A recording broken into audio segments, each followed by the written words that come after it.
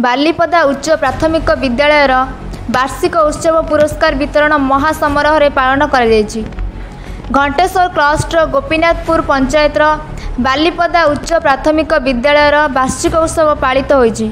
एही उत्सव रे विद्यालयर संपादक उमाकांत नायक, प्रधान शिक्षयित्री रीना महालिक, वैजयंती माला साहू, शिक्षक कृष्णचंद्र चंपती, पूर्वतन शिक्षक मुख्य अतिथि श्री सुरेंद्र साहू, मुख्य वक्ता निरंजन कर, पूर्वतन छात्र पृथ्वीराज नायक, सुशांत राउत, सत्यशीष नायक, उमाकांत नायक, प्रशांत राउतों तत्वावधान में उत्सवटी पालन कर प्रथम करी ओडिशा सरकार मो स्कूल अभियान में छात्र छात्री मानकर मौलिक भौतिक विकास किपरि हेबो एही उत्सव मूल लक्ष्य।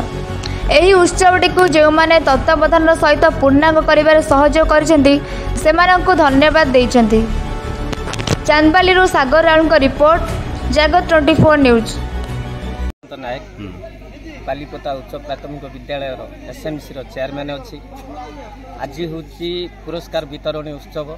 बहुत दिन पर यह उत्सवटी पालन हो मो चेयरमैन हवा दिन ठार शिक्षार मान भी बदली, स्कूल विकास भी होती, भल पाठ भी पढ़ुं पिला।